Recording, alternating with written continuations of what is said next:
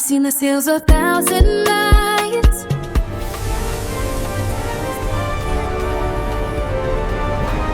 Sails will break when tests ignite.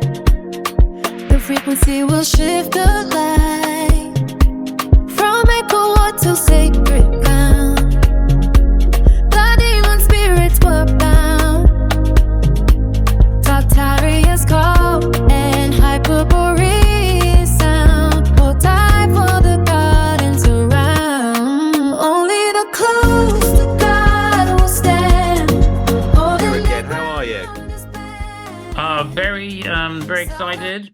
Yeah, nice to see you more regularly now, once a month, so I can get into a routine of bringing forth different things and discussing different topics. Yeah. I think it's nice. We've had some really good feedback from our chats Mm. and people asking if we're going to do this more regularly. Could we do it, do it monthly? And yes, Yeah. let's do it. So, if that's what the people that are following the channel and subscribing want, then we must deliver. Yes. And so we should. Yes. So today we're going to be talking about hidden technology from the old world, airships, world's fairs, reverse engineering, antiquitech, and you've been doing a Yeah. bit of a deep dive into this recently.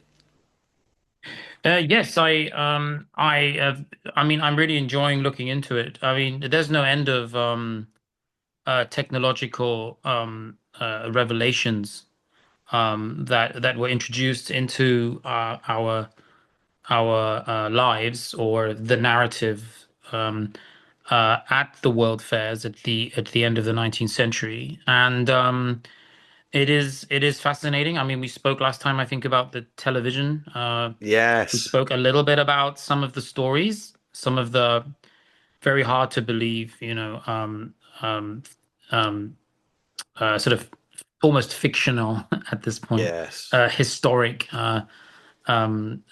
records of how these things came about.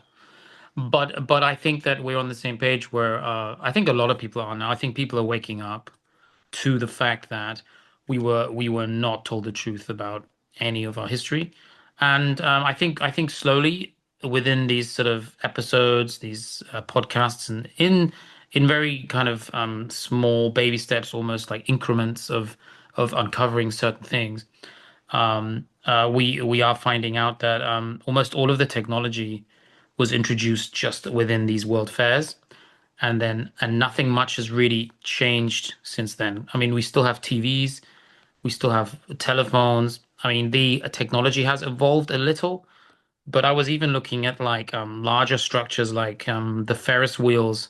They really haven't advanced at all from 1898, 1897, the Columbian Exposition in Chicago. They built a Ferris wheel that was far superior to anything else. I mean, you can compare it to the one in Sydney, the one in China, the one in London, the London Eye. You can compare them, and they are very small compared to what was already there in the 1800s. And that was Um, scrapped, wasn't it? At the end of the World's yeah, Fair, they said that nobody wanted it, so it was dismantled and scrapped. yeah. I mean, but I never realized the scale of it until I started looking Mm. into this in preparation for our chat.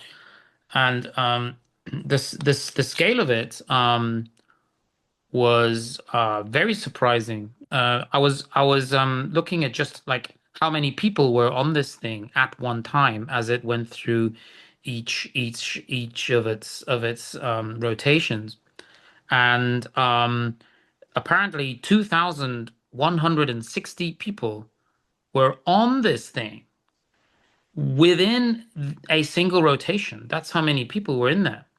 And this is 1893 that this thing was opened, and I don't know how, like, I mean, this doesn't make really any sense. Like 36 separate giant cabins the size of like train cabooses just going around. I mean, but then when you look into it, you're thinking, well, I haven't seen anything like that in my life in the last 50 years, right? So it turns out that it was 264 feet high. That's like 80.4 meters high.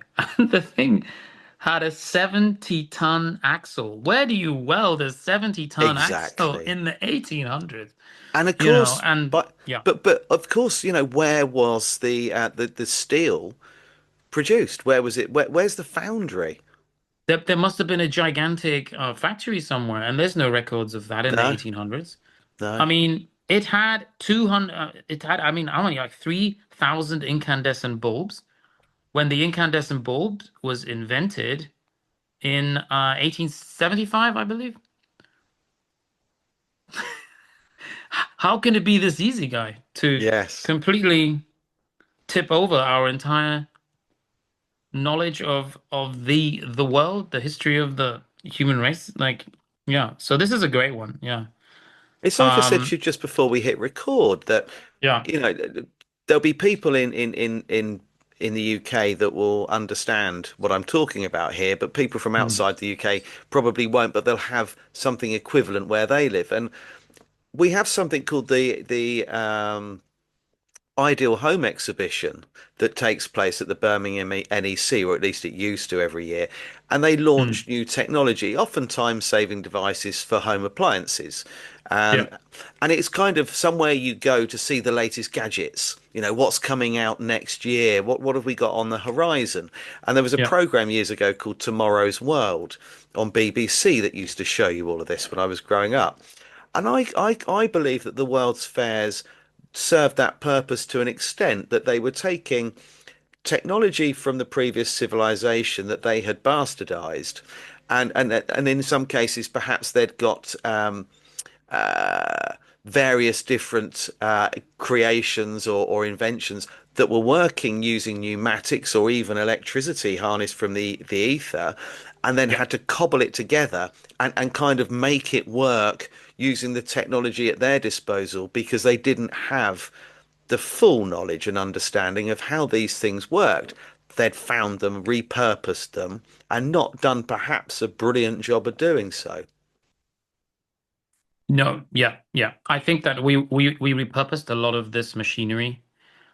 Because if you look at photos of like the old mooring stations for the Zeppelin, like they're exactly the same as the ones in like Buenos Aires. So you have Berlin, you have Munich, you have Buenos Aires, and they both built these structures and the machines that powered the Zeppelin engines, the rudders and everything.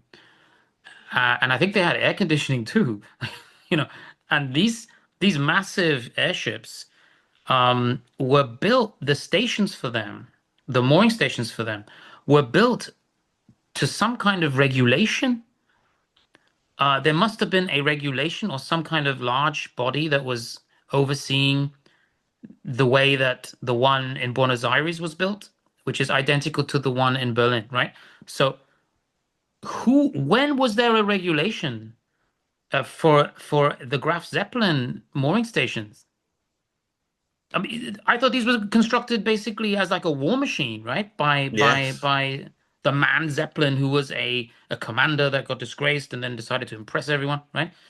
And that's in the 1900s. So I think there were at least 200 years of some Germanic empire or some obviously Tartarian empire as we know it now, but some kind of sort of Russian Prussian empire that had Yes. regulations as to exactly how the mooring stations are built. There's one in New Jersey too, built to the same regulations. I'm not talking about rivets and nuts and bolts. I'm talking about delicate, like iron fanned, supportive structures that are like the size of the bones of like bird wings. These are very intricate things. I have a few amazing photos. And I don't think this just happened over like 30 years or 20 years or, whatever they're saying, or some guy without any model just suddenly built it. Because that's the story with Zeppelin. He just suddenly built it to Yes. impress the Prussian government, just say, look, I'm sorry, I messed up about my political opinions, and now I'm going to build you an airship that's actually going to work, called a dirigible, which means there's like this frame, this kind of large a metal frame which is built from steel, and it's got pockets of helium inside, and the helium somehow stays and doesn't dissipate. And I mean, obviously, I have a theory. I have created some AI images to show you that I Yeah, think these were being charged continuously by I atmospheric believe so energy. too. Yeah, I Yeah. believe so too. Yeah. And I think that's exactly what a Boeing 747 is. Hmm. I'm going to go a little bit further with it there. That's that kind of it's a bit treacherous ground because I know the percentage of people who've said this is going to go down as we go on. But I think we're living inside or we're sitting inside a Zeppelin. That's why legally we need oxygen when we're in the airplane, yeah, in Yes. the actual 747. And you may feel dizzy, you may feel uncomfortable when you're flying, all of that jet lag kind of thing. I think that's because we're breathing in the actual gas that was in a Zeppelin. I think we're breathing in either hydrogen or helium, and I think it's constantly generated, like an ancient Indian Vimana that may have been these ancient mythological flying kind of devices. I think the fact Um, that we're referring to them as mythological, these ancient craft, is mm, becoming harder to say because I mm, think that these images of that type of craft, they appear in lots of different cultures going back hundreds and hundreds of years, thousands of years. They, yep, they yep, can't just imagine these things out of nowhere. I've said for years that I find it very hard to believe that someone wakes up one morning and invents something that they've never seen before from nowhere, from absolutely nowhere. There's nothing to gain inspiration from to create it. And yeah, ultimately, yeah, it changes the course of history. How do you yeah. wake up one morning and do that unless you've seen it somewhere else before?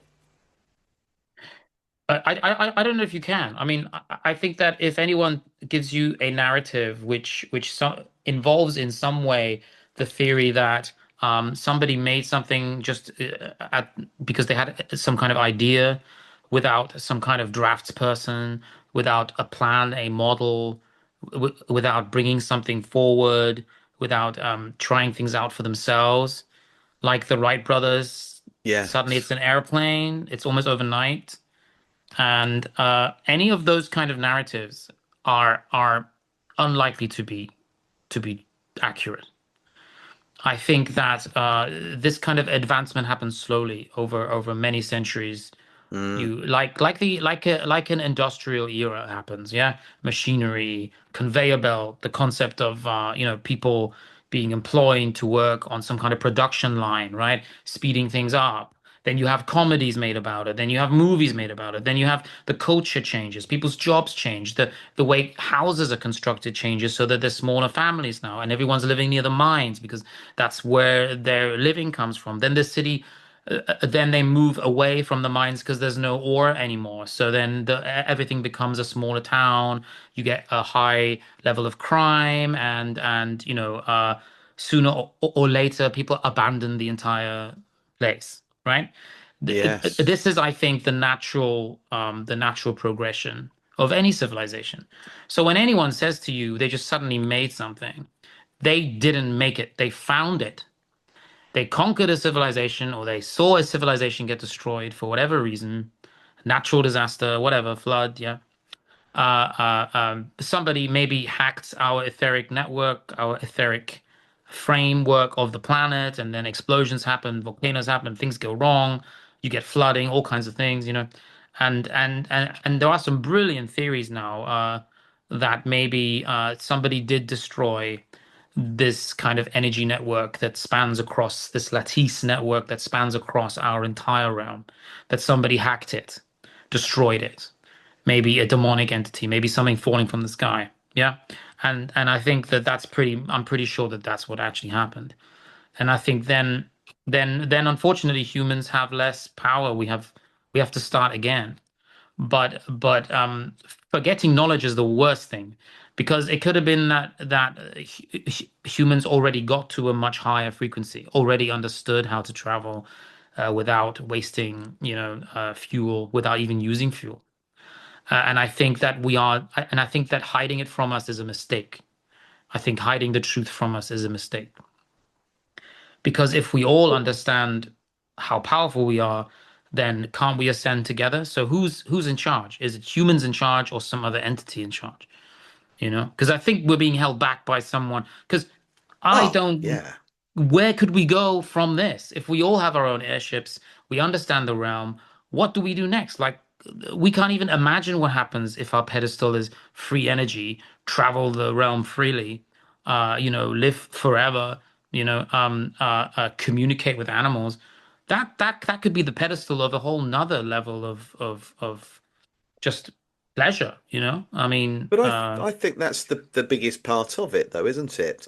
That we are mm, being we're being stifled. That they don't want us to yeah, know what potential we have. They don't want us to understand what we are, what we're truly capable of, and how powerful we are. And I think with yeah, regard to airships, I often wonder if the reason that because a lot of people refer to the period that we call the Tartarian era or the Tartarian Empire. yeah, Excuse me. Sorry, Charles. A lot of people refer to it as the empire of free travel. So people had freedom of movement, without the restrictions. So is it possible that not only did they see the aeroplane as an opportunity to profitize, dramatically profitize from us traveling, but at the same time it restricts our movement. But in addition to that, certain flight paths now have to be followed. That prevents us flying over certain parts of the world that perhaps they don't want us to see. yeah. Same with shipping canals. These channels that Hmm. we follow with shipping routes. If we are being restricted to where we can and cannot travel to and what we can fly over or sail near, it stops us seeing Mm. certain things. So there could be land out there that we're not aware of simply because we fly in a certain direction now. If you look at the flight path between London and New York, we go up towards Greenland, across and then down, instead of just going straight across the Atlantic in a straight line. Why is that? Mm. Is that connected to it? So Yeah, I think that it's not just about restricting our ability to move freely, but it's also restricting what we can and what we can and can't see, where they don't want us to look outside or look through the window and wonder what's going on down there, or a structure, an area of land, an island, a lost continent. I think that yeah, it's been done on purpose to completely um, devoid us from fully knowing what is actually out there, on the realm we live on. yeah, yeah. No, I agree with you. I mean, I think that there is that kind of negative desire to keep things hidden, so that I guess less people have more. I mean, I think Absolutely. it's got Yeah. to be down to greed. But how can you really enjoy having these kind of advantages if you're spending so much of your time and energy employing people to kind of maintain some kind of masquerade, some kind of Yeah. wall of truth. And I don't know. I think there's something else at play here, and I think that's kind of answered by biblical texts to some extent, that there are entities that are not human here, that there are demonic entities that are here, that they still have some control, even though their control has been minimized. Um, I think that putting an end to that kind of the like an entity that is rewarding people for evil, or kind Yes. of because anyone can get rich. I mean, it's not about money. Money is not some kind of reward for goodness, right? I mean, money seems to be. I mean, it can't be that big a deal for a creator, because anyone can get money. People with nothing but greed. I mean, you've got that story of like Scrooge. He basically doesn't care about anyone. He doesn't even care about like festivals, Christmas, anything, right? So in the end, though, there seems to be that sort of the idea of being visited by spirits, or the spirits will say, "Look, you've got money, but money is not the judgment. Money is not the ruler by which you are appraised. money is something that anyone can get. It's a mundial invention by the devil to manipulate mankind, right? And then if you look at money closely, you can see the symbolism within the money, the demonic Hmm. entities. You can see, horrible hidden messages within our financial system, which is also like all these experts. If you look at like people who are like experts on financial things, they always have to go through some like terrible thing that they can be blackmailed by, you know. So it's like, what? But what do you do? I mean, if you have like $1 billion, like I think $1 million, if a second were a dollar, $1 million would be something like 11 days. That's like 1 million seconds, right? But $1 billion is it's an astronomical difference. It's like if $1 million is 11 days, um, uh, $1 billion is 33 years. That's 1 billion seconds. 33 years. Everywhere you look, it's the same numerology. Everywhere you go, it's like it's almost constructed like some kind of matrix, so that there's such an astronomical difference between a millionaire and a billionaire. It's like, what can you do with billions of dollars? Yes. What is it that What you want to what do with could your you life? do? How What many could you do? watches, yachts, and cars do you need? It's like, But you could you know, change the world, couldn't you? Any billionaire out there could but why change the don't they? world for the better because they only care about themselves. And Yes. that Yeah. appears to be. And I think when they get to a certain level, fair enough, they're not necessarily on paper, according to narratives, born into the wealth, but they find Mm. themselves in a position where they become incredibly wealthful and then powerful. And then I think within moments of that, they want to sit at the top table with the Rothschilds and other, world leaders Yeah. and people that have real power. And so I think they buy themselves in, and that's how they do it, by funneling money into different think tanks and supporting different groups and so on.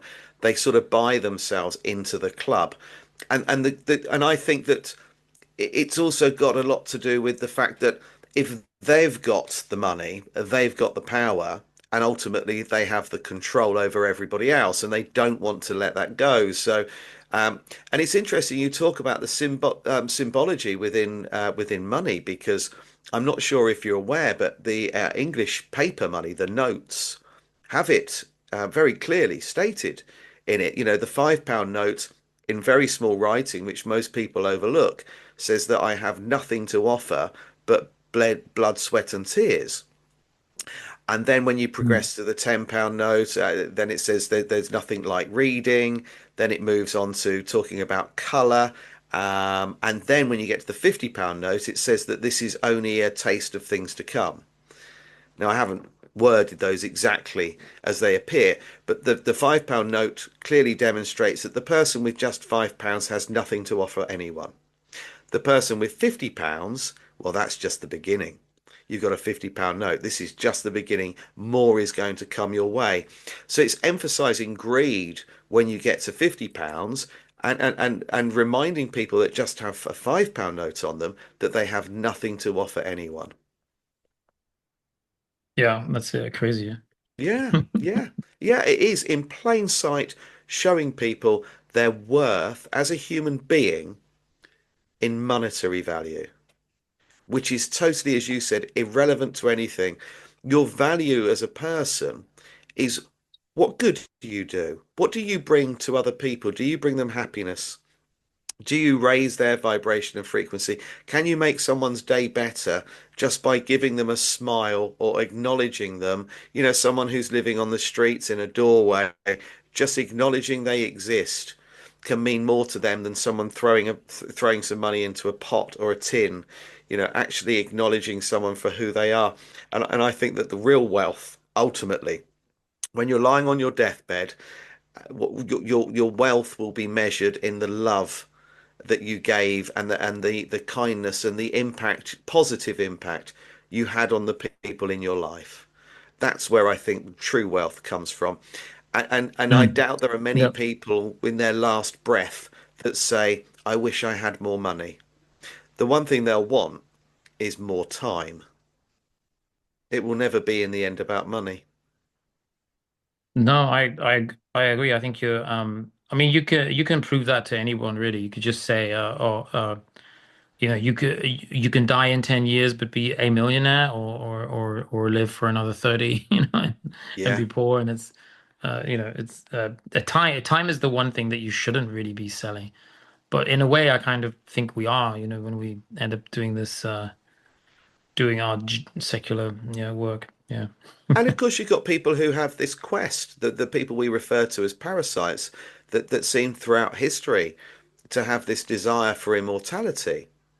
That they want to Mm. live forever. Now, you could argue that some of that is connected to the fact that they fear karmic retribution, and method of revelation hasn't actually been followed correctly. They've tricked and deceived us, and when they meet their maker, they're going to have to be judged, and they're going to have to say, well, we told them everything, we never lied to them, but we did Mhm. deceive them, we tricked them, we showed them things through works of fiction and left it with them to decide whether there were elements of truth within it. And that isn't playing by the rules. That's deceit, and it's deceitful. And I think they're Mm. trying to put that off. So they want to keep going for as long as possible because they don't want to have that situation where they're judged and karmic retribution suddenly kicks them up the arse and they're recycled Yeah. back down here, but this time they return as a pig or whatever, or a Yeah. No, pauper. yeah, yeah, yeah.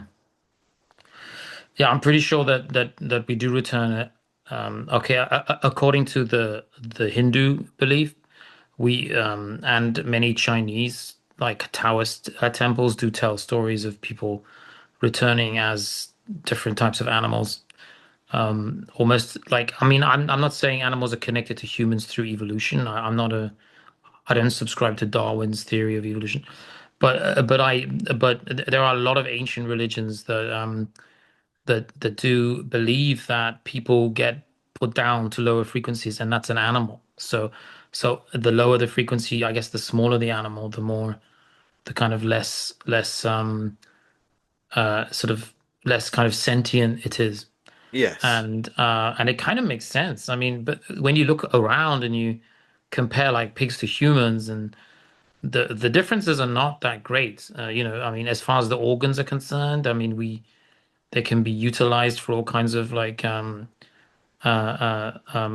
transplants, and it kind of almost makes you think like God intended, or the creator intended for there to be this animal that is almost us, just as a reminder that look, this is, do you see any connection to this animal?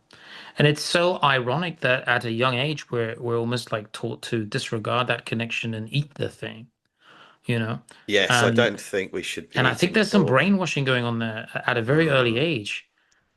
And because it's many generations behind me were eating pork, beef, right? As soon as you're a kid, you're being fed this meat. So indirectly, you're kind of taking part in this death ritual as a child before you've even grown up and made your own decision. And I don't think children should be fed meat at all, really, Well, maybe. If we can avoid it, I mean, as much as possible. I know it's easier to eat fish because they don't have a human face, but I think that's all there is to it. It's just this is an animal that has a large amount of protein in its body, and it doesn't have a face. Because as soon as you look at a cat or a dog, you can't imagine eating that. So no, well, you'd like to think that's not. brainwashing at its very worst, I think, when you look at a dog and a piglet in a completely different way for no other reason than because you were told to by someone at some point early on in your life. It's funny you say that, Charles, because our Mm, dog, who's just started snoring behind me, and hopefully no one can hear mm. it, his nickname's Piglet because he Ah, snores and yeah. grunts. But in the book I published in December, which is conspiracy theories, it's got like 87 chapters, 87 rabbit holes. One is on the pig, and I looked into that. We're kind of digressing, aren't we? We're going off somewhere, but let's go Yeah, we with it. do that. Yeah, Um, it's okay. We can go back to electricity in a minute. Well, the pig appeared 9,000 years ago. Some people say it was Mm, closer to 7,000, but it appears okay. overnight. And Yeah. before that, there was nothing, and just the wild boar. And the argument is the pig is a domesticated wild boar. But that isn't the case because the organs in a boar can't be used. They're not the same as humans. We're using pig skin as skin grafts. When I was a tattoo Yeah. artist back in the day, you learnt on pig skin because it was very close to humans. Their eyes as well are also worth looking at. But there are Yeah. stories that pigs are the souls of the damned, and a pig can't raise its head, it can't look up to the sky, it cannot see the heavens. It's forced to look in front or down for eternity, or for its lifetime, rather. Yeah. And so people say that the pig is a hybrid between the wild boar and us, and that inside this pig, which are considered to be extremely intelligent, inside the pig is the soul of someone who couldn't ascend, someone who'd done something wrong in a previous life. They return as a pig. Now, this is written in the Bible. Lots of religious texts talk about this. But when you take Yeah. it to the next stage, you were talking about, literally murdering an animal that's very close to a human being in a kind of ritual and then eating it. Well, that's the pig is dangerously close to us. So does Yeah. that then push it towards cannibalism? Yes, I think it is cannibalism. In because I mean I think it's Matthew 8, where there is an actual story, which is exactly what you're talking about. Where a legion of demons are caught, and they are kind of about to be thrown into the abyss. But but uh, I think what happens in the end is Jesus gives them a choice. Or not Jesus, Jesus, because there was no J. Yeah, Yeah, but yeah. These are a specific type of demon called Gerasene demoniac, and these demons are look like pigs basically.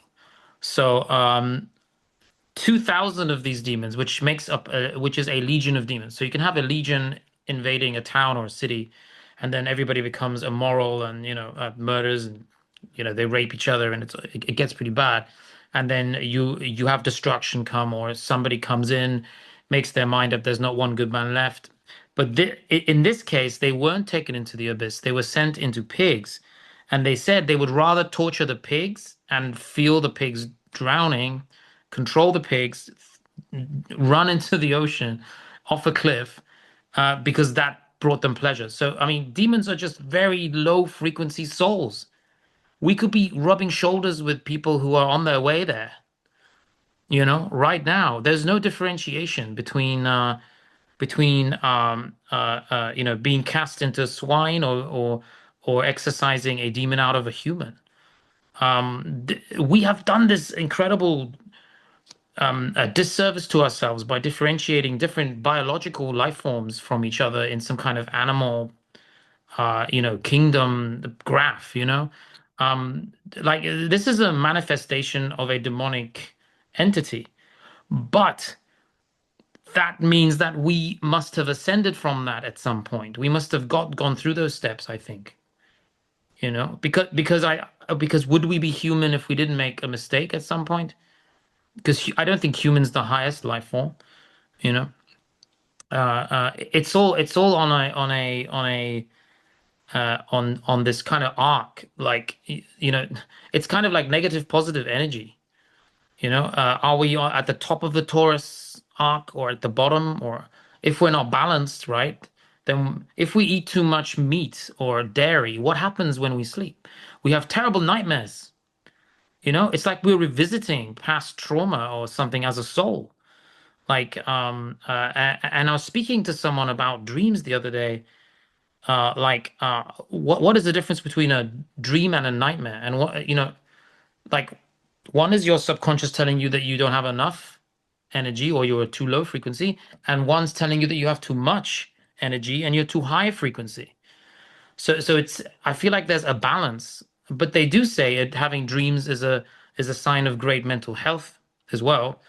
So are we kind of almost revisiting past incarnations all the time? And if you have a great connection with a dog, Maybe the dog has a great connection with you because that's actually the next step down, maybe, to some extent. Or but then you have these amazing stories about like dogmen and a Yes. connection to being a higher frequency. I think a dog is closer to a dog man, and dog men were not always evil. Some of them became saints, right? Saints, absolutely. Yeah. So I mean, I would like to know the truth. I really want to know the truth, but I think we have to work it out ourselves because we lost everything in the reset. We lost all of the information. I think Well, I we think knew we about it. did, didn't we? But I think Yeah. there are people out there that do know everything, and I think that that is what is held in the Vatican vaults, Yeah. evidence within the Smithsonian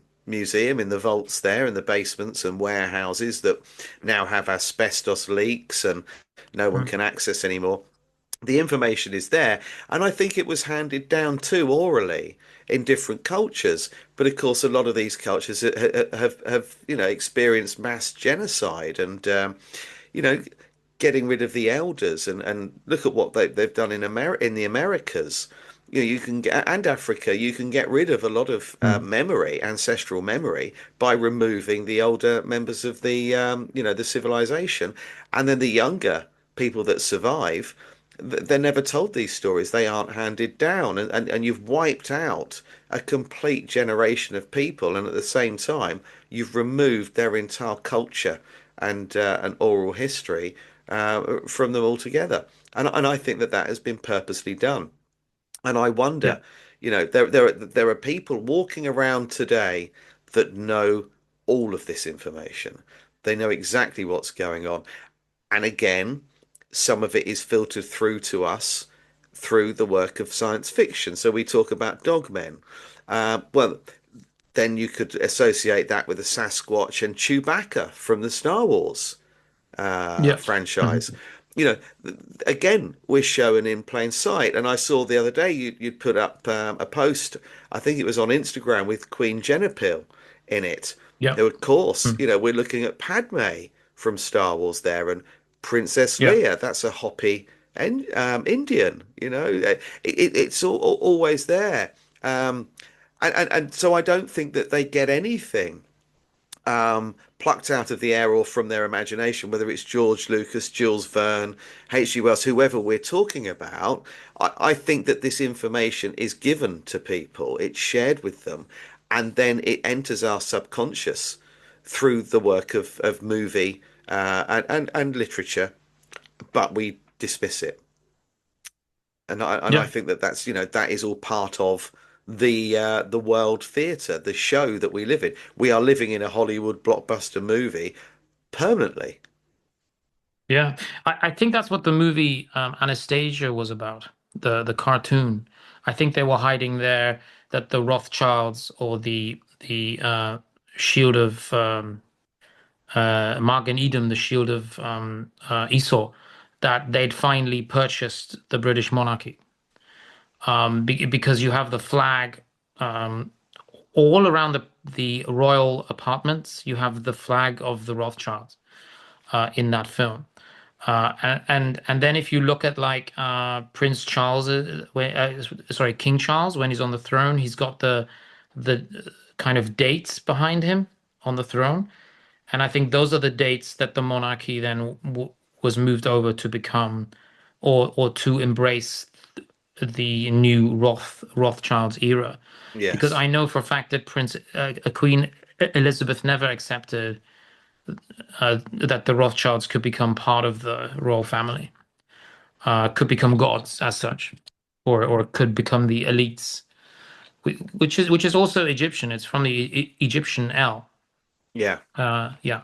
So if you go, yeah, I mean, because the Hebrew phonetics tell you the whole story. Like Mag and Edom is the phonetical version of a 13th lineage, and everything is about this. Every book, every esoteric teaching that slowly comes on social media is kind of illustrating this one relationship between Mary and the snake.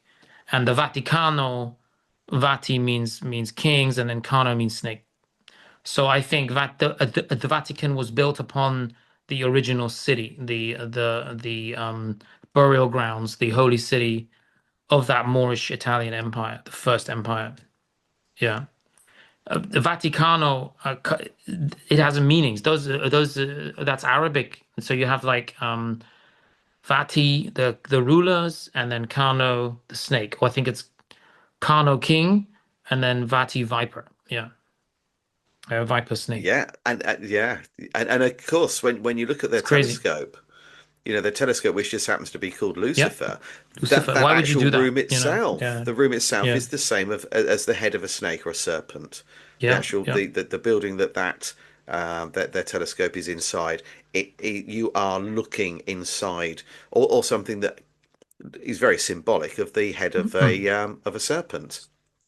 And they Yeah, refer to that, don't they, as the Pindar, the head of mm. the snake, as being Yeah, the head of the bloodline families. yeah. There's a crazy amount of symbolism.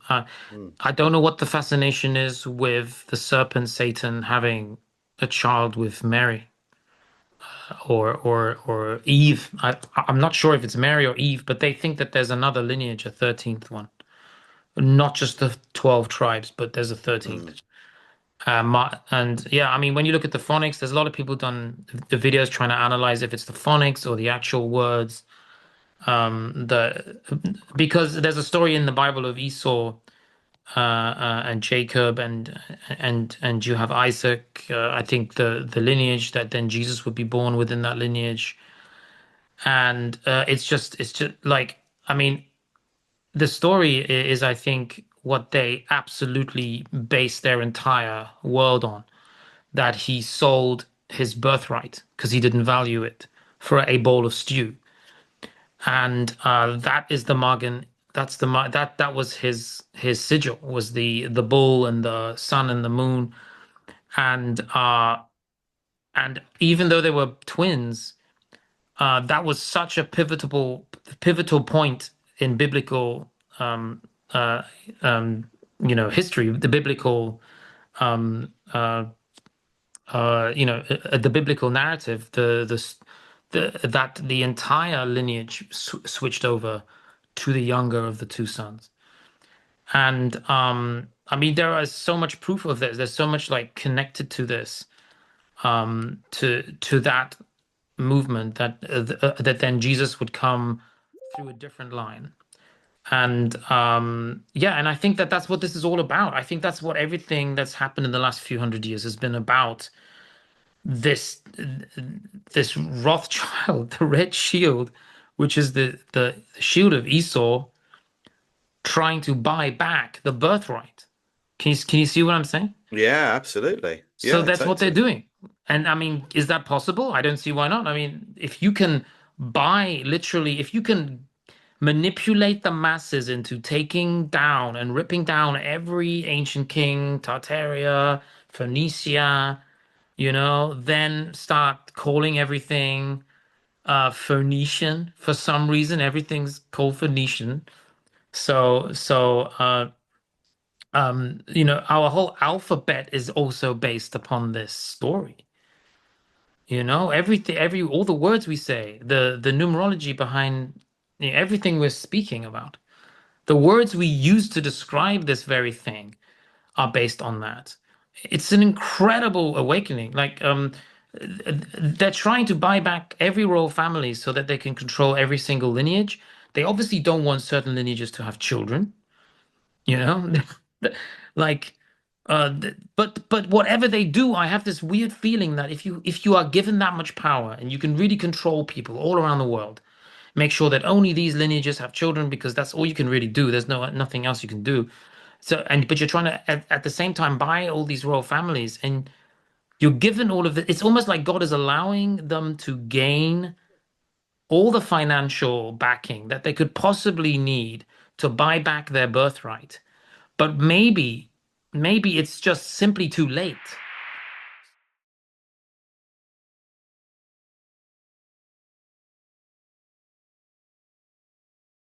At the same time, buy all these royal families, and you're given all of it. It's almost like God is allowing them to gain all the financial backing that they could possibly need to buy back their birthright. But maybe it's just simply too late. So even if you buy back the birthright, it's really just some kind of revenge. But who are Yes, you angry at? You're angry at Esau, the very origin of your entire lineage. You're angry at Esau because he didn't appreciate that he was the firstborn son.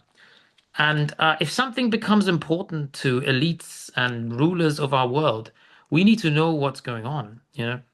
I agree. And And the I the and I the think, yeah, the money that is still owed today to financial institutions and families like the Rothschilds is ridiculous.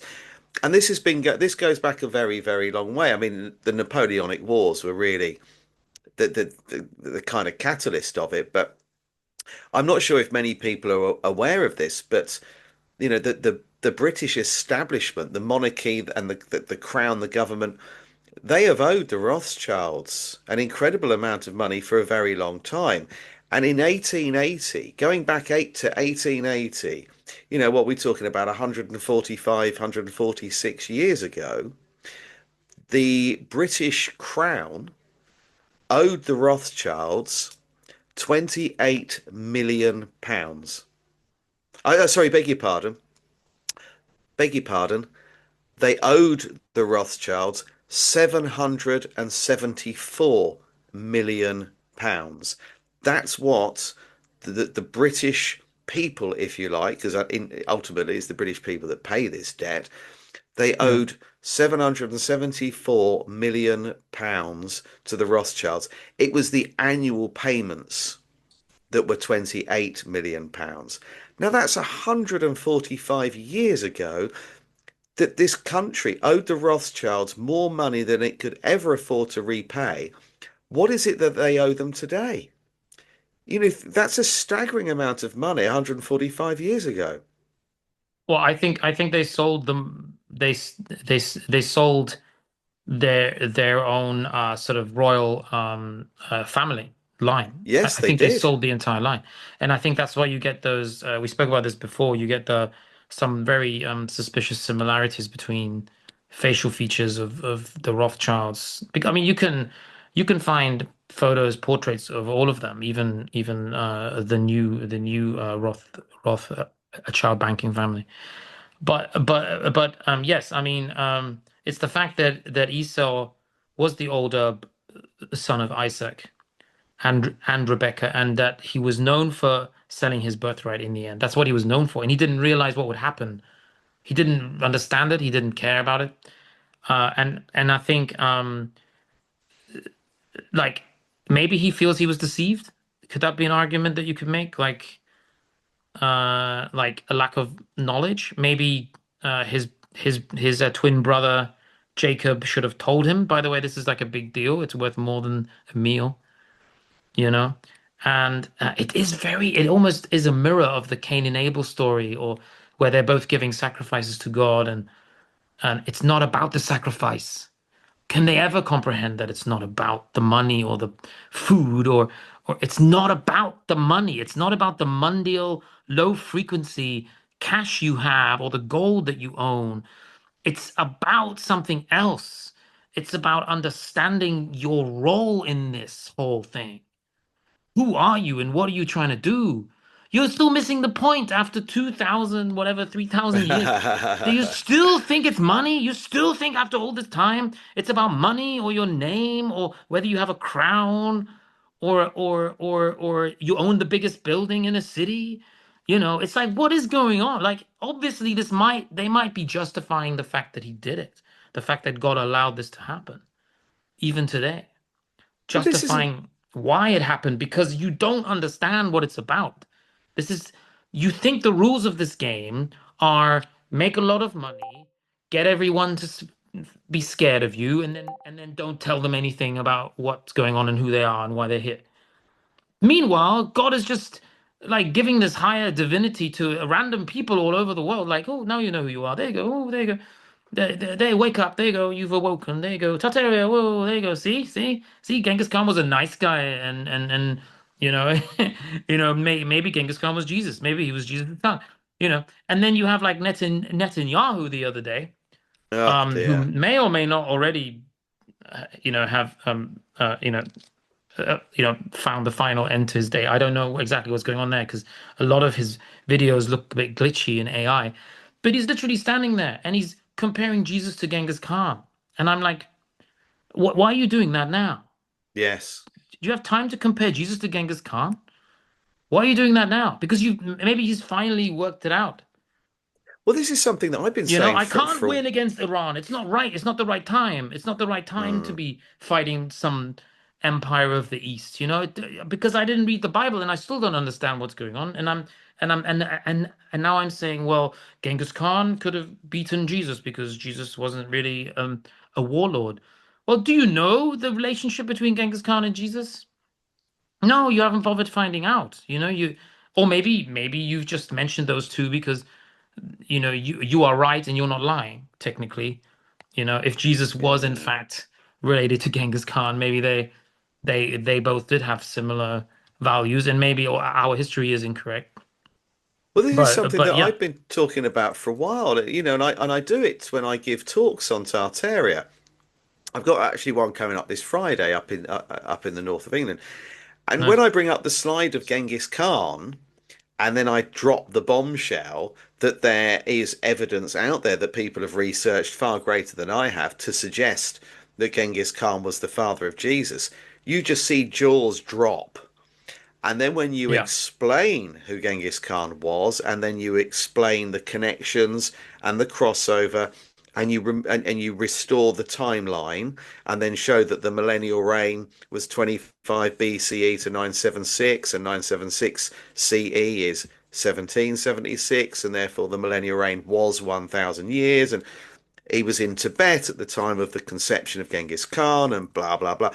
And then you see them start to think, oh my God, and the penny drops. But it's something that we're not ever going to get to the bottom of. But something I wanted to rewind on when you were talking about people not really understanding the concept of the commitment that they're making when they ultimately are selling their soul.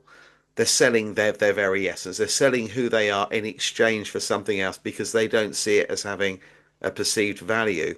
You mirrored then exactly what happens in Hollywood. The Illuminati and Scientology do a deal with you. You're an up and coming star, whether you're a musician or an actor. We've got a contract here for you. You are going to sell your soul to the devil. You sell your soul, you're going to hit the big time. You don't sell your soul, then we'll make sure that your career is over. No big labels or big producers are going to sign you. That's it, you're done. And they sign on the dotted line because they see their soul as being something that is non-existent, something that you can't quantify. So therefore, they don't see it as having any perceived value. They're giving away something that they may, in many cases, not even believe exists. And the deal's done. And this has been going on for a very long time. People like Bob Dylan have talked about it. I sold my soul to the devil. It was a crappy deal, you know, and I think that that is mirroring what you were talking about earlier on, that you're giving away something because you don't see it having a perceived value. You don't associate it. And right here and right Hmm. now, it isn't what you want. You want food, you want fame, you want money, whatever it is, you want a seat on a throne somewhere. You will sell your soul, you'll sell your own grandmother to get where you need to be. And this takes a certain type of person. It's alien to the rest of us, but not for certain people. People who we call elites, people that we celebrate and call celebrities, icons that are archons, really. Hmm. That's Yeah. who we're Yeah. describing in both aspects there, I think, Charles. No, yeah, I mean, I think that, yeah, that's, I mean, if you trace the lineage down, you can do that. You can look at Esau as the ancestor of the Edomites. You can say, oh, okay, they lived in what, like Judah. So so the all of the rabbis, the Sadducees, they all at the time they thought that, oh, this is Rome is Edom, Mag and Edom, Yeah. that's Rome. That's the Holy Roman Empire. So the Rothschilds are the Holy Roman Empire.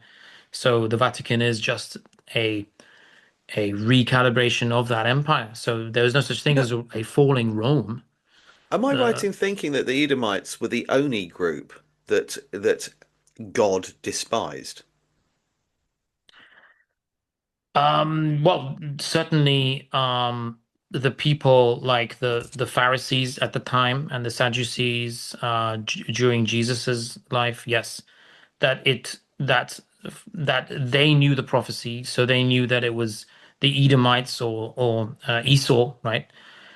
Which is the Rothschilds, so- which is the Holy Roman Empire, which is also the Moorish Empire. So they knew that that empire would kill Jesus or had to kill Jesus, but they didn't realize that they were not holy men, as Jesus said many times. That's Well, the important in the Edomites Bible. morphed into the Roman Catholic Church, didn't they? That the Yeah, Edomites became the Roman Catholic Church, and I'm they fairly always sure. associated throughout history from Jesus's day to now. They always were associated. Yeah, yeah, the Edom. Yeah. Yeah, I'm fairly sure that I've read Hmm. that in a biblical text that they I were think the you would only have done. Yeah, group yeah.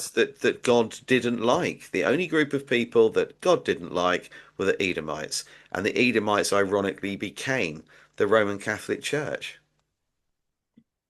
The irony in understanding these biblical texts is not wasted on me. I understand that is, but I think that's why you get the symbolism all over the Mm, Vaticano. If we mm, call it Vaticano, we realize it's two different words, mm. and then you realize there's a dragon sigil on top of the Vatican. Yeah, uh, yeah.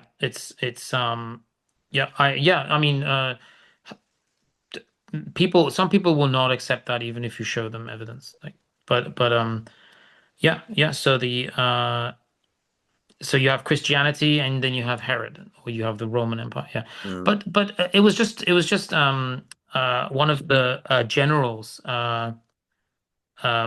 who just took or created this Christian empire after he saw how people loved Jesus and continued to for centuries after he died, or after he left. I mean, we know now obviously that he was resurrected and carried on with his life, and uh, and I think that's amazing. That's a great awakening. But also looking at how basically they are just taking things. They can't create anything themselves, so they're just taking Christianity. And then you have the Torah, and it's interesting that you can verify those texts uh, that they were constantly battling each other. Uh, and then later the empires would also battle each other. Even in her womb, it says they were fighting each other. Yeah. But then Christianity was like Tartarian technology. Christianity was misappropriated, basically. Mm. That's a nice segue back into technology, Charles. Thank you very much. Yeah, yeah. So you have like that's like in the fourth century. Between the first and fourth century, you've got Emperor Constantine in 313 CE. The numerology maybe they're making some of that up. I don't know. But yeah. So you have Constantine moving away from the old Greek and Hindu gods into so you move from like Mars and Pluto and and Venus into this like singular god, which is the complete reverse of what happened in China because they had a singular god initially, and then they splintered off into Mm. having many gods. And Yeah, you said so something else earlier that a lot of people have mentioned. You referred to Jesus as Jesus. Jesus, yeah, we need to stop using the J's, Hey The Zeus. G's, the W's, yeah, because those Zeus. are all that's all pagan. Oh Uh, yeah, no, I agree. But where I was going was with a lot of people associating it with Zeus. yeah, Hail Zeus is Hail Zeus. Hail Zeus Hmm. is what they wanted it to kind of become. Hmm. There's a lot of that. There's a lot of trying to curtail or remove the holy power from certain words or the Hmm. frequency from words. We see that in our modern music, right? Everything went down to Absolutely. yeah, because they wanted to make people nervous instead of happy. Mm. Yeah, yeah. So I mean, because there's negative and there's positive frequencies like everything else. So it's Yeah. yeah, you can manipulate the way people feel and the way people respond. Yeah, Yeah, yeah, yeah, absolutely. Which was the change, as you said, the Rockefeller Institute changing the world standard to 440 hertz, which is not what we're yeah. supposed to be listening to. It's the wrong frequency. It needs to go back to 432. But when you look at people that have done that, people that have released music at 432 or changed music to 432 publicly, you're now talking about John Lennon, Bob Marley, Prince, George Michael, Amy Winehouse. They're just some of the people that changed their music to 432 or started recording in 432. And you can see what happened to them as a direct result of not following the rules. They're no longer here. So where Right, were we? right. We were talking about airships and planes and travel and technology, and Yeah, okay. I'm off we gonna show went. you a few of my images. Yeah, go for it. Try to help me focus. Yeah. Right, yeah. No, this is what I've been doing for a while. I've thoroughly enjoyed doing it. Um, a few different pieces of machinery Oh, that wow. I don't think many people have seen before. What So are we th looking at there? this is the generator that was inside the airships. Now, when we talk about airships, I just need to remind everyone that um, this is like, the early 20th century, like 1930s. And I'm not sure many people have seen these images. These airships were incredibly sophisticated. This is advanced technology, in my opinion, yeah. And they had multiple engines like this that were etherically, or I believe what is etheric energy, which has been removed from the periodic table. This particular one is a generator. You can see here these large cathodes sticking up. There's Yes. electricity obviously being generated. And this is just, I mean, this one I'm pretty sure is quite a rare photo. This is a photo of a photo of a photo kind of thing. So I mean, this is what they were powered by, and I don't think we can recreate that. I think that empire's gone. I don't think it was a normal kind of world war as we've been taught. I think it was a complete reset, like a cataclysm. Mm, Yeah. yeah. Yeah, so this is the engine that was inside one of the larger airships. They were much bigger as well than the Hindenburg and the Zeppelin, what we're being told. I have a few more images like that. That is incredible. I've not seen that before. No, That is no one has. That's absolutely that's just that's incredible. just for you. So what I'm gonna do is I'm gonna show you an AI image. This is an AI image of how I believe those were powered because there's no fuel. This is the number one most important part of this. There's no fuel, but these are very large machines, and there's more than one of them. And they are inside the bottom caboose there. So this is the only way that I can see this as possible, and I'm going to show you why, based on some other things that I've been studying. Like these were incredibly large airships. They had aeroplane hangars, everything. We would still have them today if we knew how to replicate this technology. I'm 100% sure. And we will have airships again because they're better than airplanes. So this is etheric energy. This is a lattice, and so it's could be hexagons, could be squares. AI's decided on the Yeah. squares. Each compartment. This is taken from the actual manuals of how they were built. So these are compartments of hydrogen. The hydrogen can be created by etheric energy and sunlight. Now I can prove that because, believe it or not, Albert Einstein did not win his Nobel Prize for uh, EMC squared energy is matter. What he won it for was his photoelectric theory. Now, guess what that is? Go for it. That a metal, copper, or steel surface can generate electricity with nothing more than sunlight, illuminated by a light of sufficient frequency, sunlight. It proves light behaves as discrete particle and energy or electricity is created when the electrons are rejected from the frequency because of sunlight. So why has nobody ever put this together? You know? This is Why? incredible.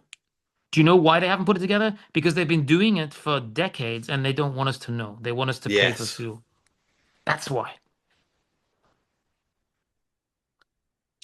Okay, so I can send you all of these photos. I'm still perfecting my theories. This is only as I say, this is an AI. It's a bit of a cheesy kind of steampunk AI, but So you're saying that Einstein actually patented. yeah, so no one could recreate it.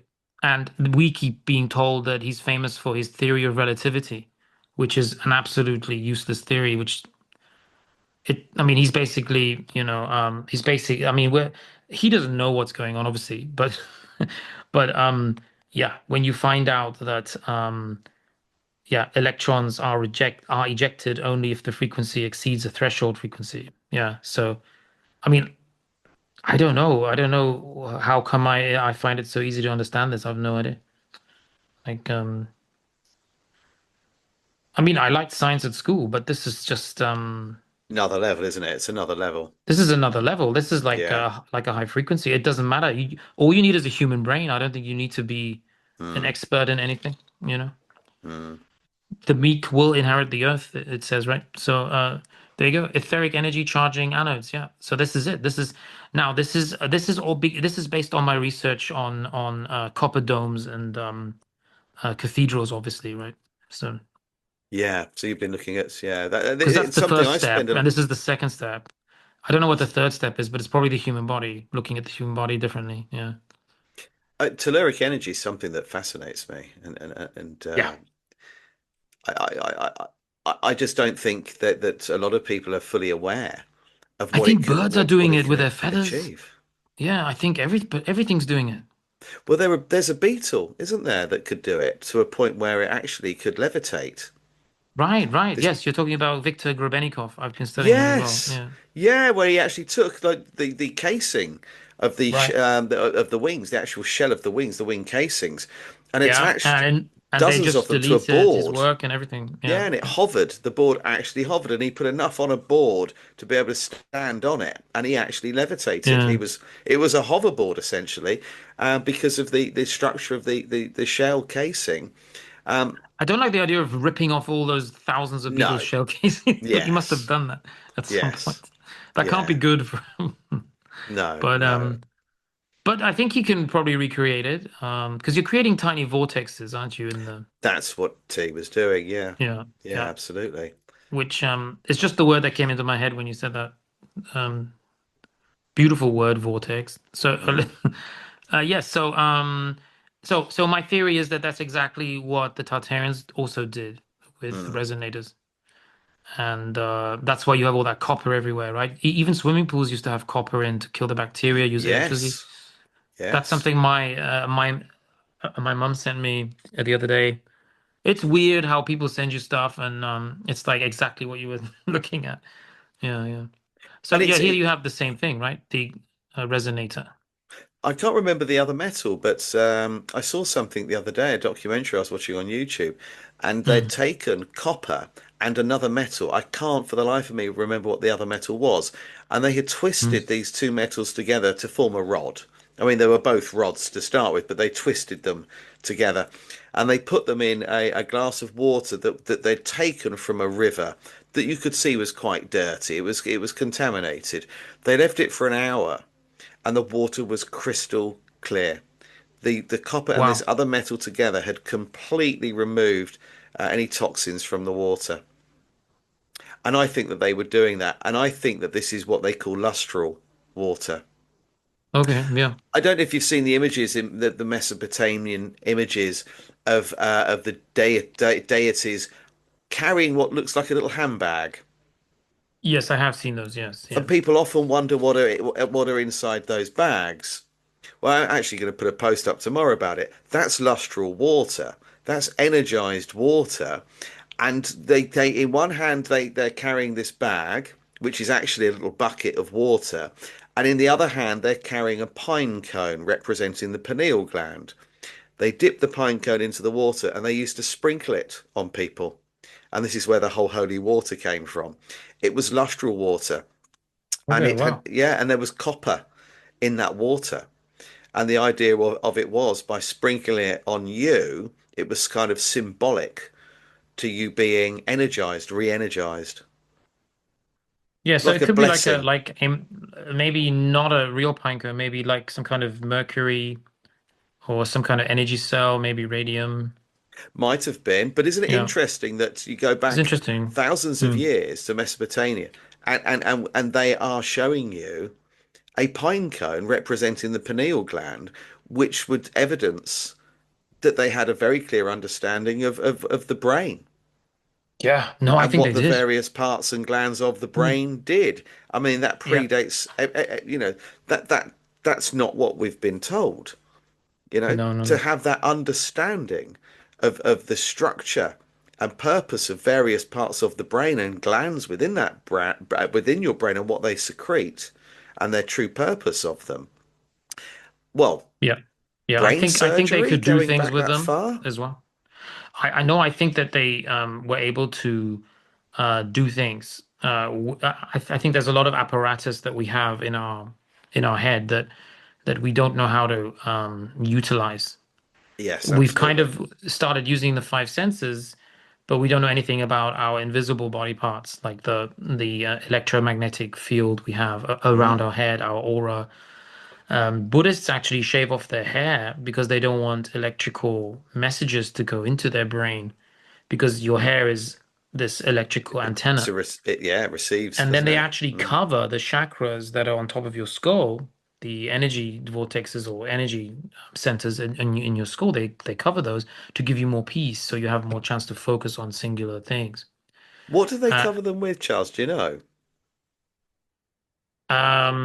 do I? Yeah, yeah. I actually have a Buddhist friend who told me about this. Um, I don't. I'm gonna try to find out how they get the yeah. So anyway, there's your head has chakras that the Buddhists can manipulate, either enhance certain elements of your chakras. It's called Vajrayana, which sounds a lot like Vajra actually. So Tibetan Yes. Buddhism, they have energy centers on the head that are manipulated through visualization, breath work, meditation, wisdom. What do they burn them or something? They do something that not many people understand. Like, so there are five main chakras on top of your head, and then seven down your spine. And it's a 32 or 33 petal lotus. And it doesn't, yeah, it's not just breath work. There's something else that they do. It's got to be 33, surely, because that would then correspond Yeah, with the fluid that we secrete that travels down our spine, and then 33 33 yeah, vertebrae. That has to have a connection to that. yeah. I think it's called burning, but so yeah, you have uh yeah, I have to look into that a little bit. I don't want to just guess. I think there's a candle flame or wax that is dripped on the chakras, the crown chakra. So they definitely mark them, but I don't. But it's called inner fire, so maybe it's symbolic. I don't know. Yes, yes, could just be symbolic, couldn't it? Yeah, Yeah. but it says it can be painful to block or to have energy blockages. What? But I've seen them with burn scars, so I know for a fact there's something else that they're doing there Mm, to give themselves that higher consciousness. But I think that's the kind of thing that maybe a Nebuchadnezzar, the Assyrians, they were all doing that. I think they were mm. manipulating, maybe burning certain areas, like opening certain areas of their mind, um, to open the crown chakra to get the lotus to open up. Yes. So there is a Thai Buddhist belief called flaming, which again, it sounds like a fire-like halo. Um, it is scarring though, because I could see each chakra, including a large one in the center, was definitely scarred. I don't think it was tattooing. Yeah, yeah, but I don't think that information is, you can't Google that stuff. No. Yeah, I don't think they want anyone to know that they're literally scarring or weakening areas of their brain in order to become more aware of this. So, yeah, that's a good topic. But I'm not prepared to Yes. talk about that. Yes. I mean, I'm not prepared. I will talk about it, but but Yes, I know what you I mean. don't know. Yeah, you need to do a bit more. Yeah. Yeah. But Well, if we'll you're have to one of do them and that. you've done it, I mean, you're shaving your hair off anyway, right? So it does make sense. Yeah. I Maybe mean, you have to mine's earn not the through right to, choice. you have to earn the right to open them. I think it's like if you're like a high enough level. But I don't know. I don't know. Is that like self-flagellation in Christian? Is that a similar To an thing? extent, perhaps it is. Yes. Yes. It's funny. I don't know about you, but I do often talk to the universe, and I did it actually earlier on today. I was frustrated with a problem, Hmm.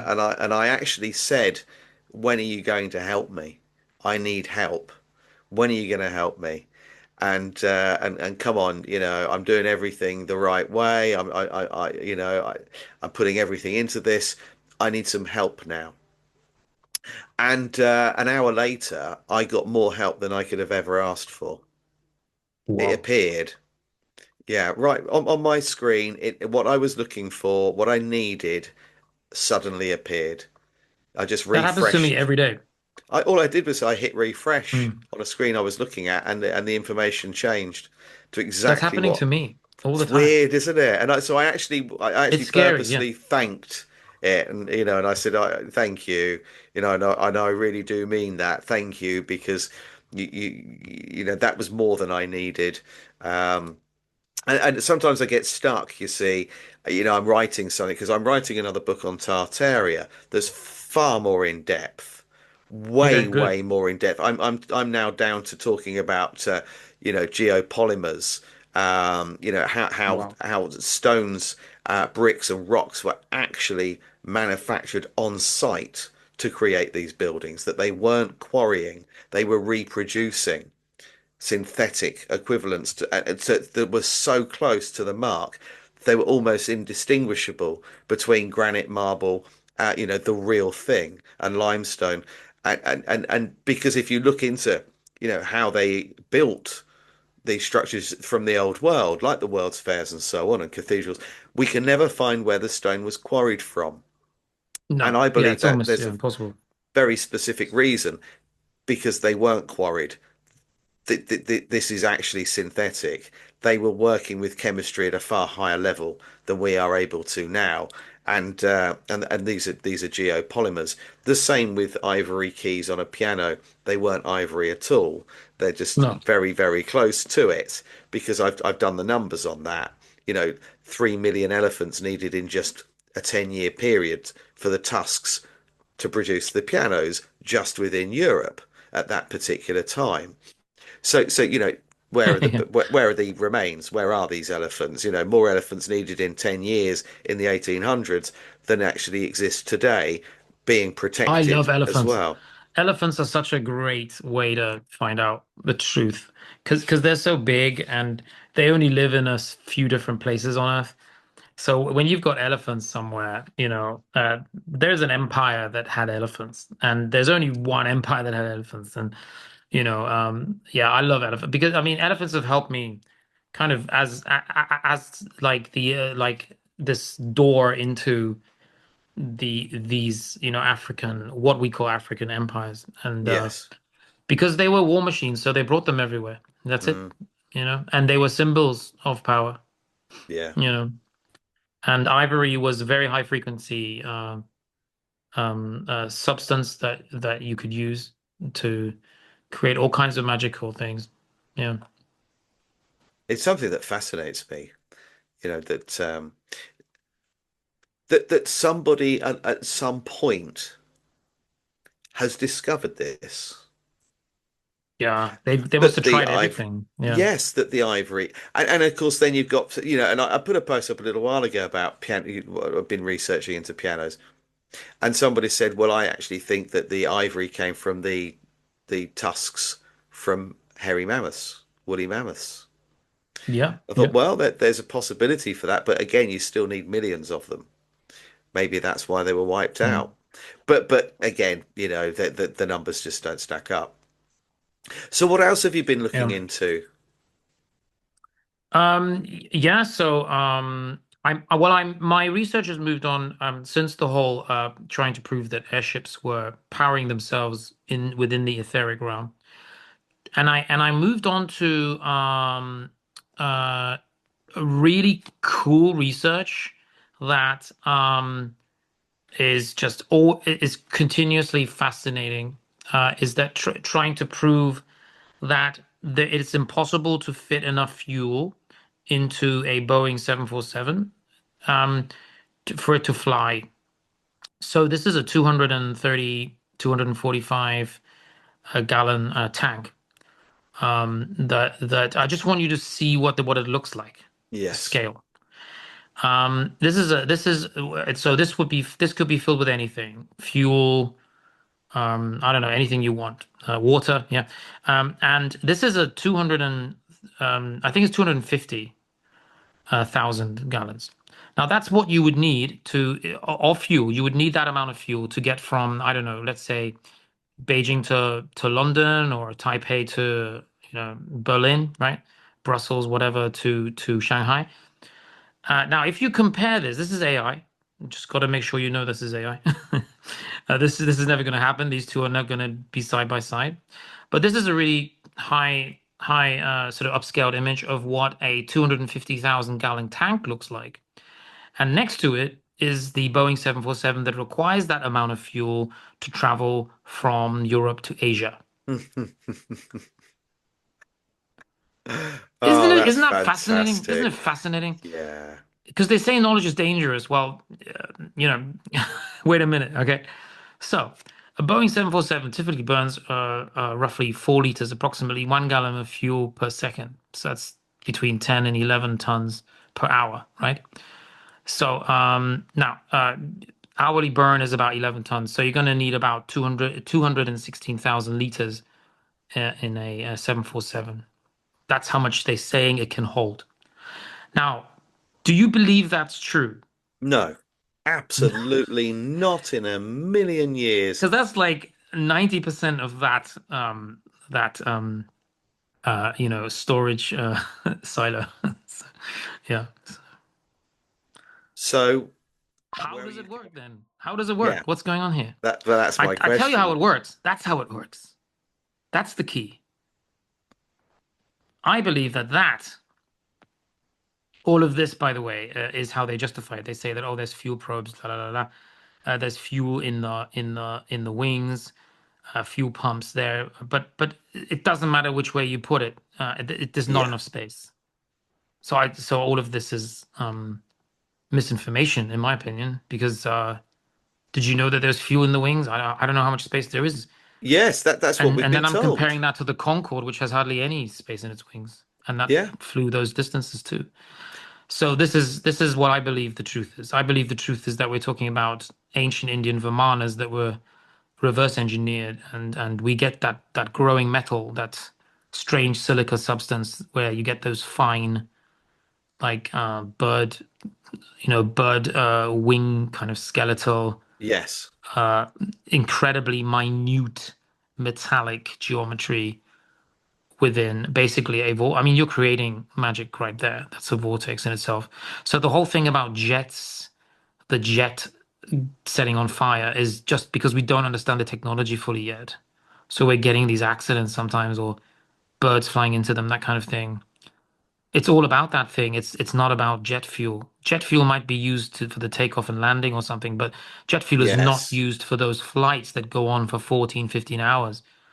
Yeah. I agree that I but personally believe that the fuel is just used for takeoff and landing. And funnily enough, Yeah. there's someone who's written a book called Fuelspiracy about Yeah. this, and he's asked It the is a com big conspiracy. Yeah, yeah. He's asked to come on my channel in a couple of weeks' Yeah, time. get that guy on. Ask him why why our economies are built upon the petrodollar, right? Yes, Yeah, but get you're that quite guy on. right. Yeah. In a Have you million ever thought about years, doing a group of like four people or something? Might be interesting because I everyone has different haven't. expertise, different Yeah, research. we should do that. Yeah, we should do that. Mm, Get a few of us together and do something like that. Yeah, I think that's a brilliant idea. yeah. But you're quite right. I mean, it doesn't make any sense at all. And I've never looked into it until just like last year I started doing a bit of research. Yeah. I think this again, like you said, this is very old technology, It's reverse ancient. engineered. Yeah. It's ancient. It goes back to like, the Hindu Kush. It goes back to ancient like Hindustan. Mm. Yeah. So Yeah. how far are you going to dig on this subject? Are you going to keep going until you can actually Mm. categorically state that this is what you believe is going on? Because there have to Yeah. be. I mean, I need one more line of inquiry. I've got Einstein. I've got the original logic of the fuel, but yeah, you need at least three different uh, ways to prove it. So I need to find the all old maybe blueprints, some kind of Mm, old Germanic, because it seems to always be Germany. Like Hindenburg, that's German. yes, Zeppelin is German, and yes, I'm looking for something that began in what is modern day Germany today. yes, Um, I mean, there were some American airships, but then there are old pictures of airships which almost look like humor, like a comedy. So we may find out that those also existed a long time ago. mm, Because there are some like old movies. Like, have you ever seen the one with those fantastical men in their flying machines or something? This old yes. film, Magnificent. Yeah, Magnificent Men. That's it. Yes. yeah, Okay. Good. Yeah. So I'm thinking. Maybe look at some old movies. Sometimes I find things in old movies. Um, yes. uh, Again, this and is where yeah, Jules Verne is useful, you know? yeah. Maybe Jules Verne wasn't just fiction as well. Those 2000 Leagues Under the Sea stories and all of that. Around the World in 80 Days. Yeah, yeah, And I yeah. think that that's always been the case, that fiction, science fiction more so, has been used to show us in plain sight exactly what they're doing. Well, I think it's a cheeky way to record history without anyone knowing its history. Yes, yes, that's a very good point. Well, Yeah, thank you, Charles. Thanks for coming on again. What time is it yeah. there? It's like 1:30. Yeah, 1:30 a.m. Oh man, and I guess you've got school tomorrow or today, No, no, yeah, I will be teaching, but teaching. I don't actually teach until around 2 p.m. So Right. Okay, so you can get that's some yeah, sleep.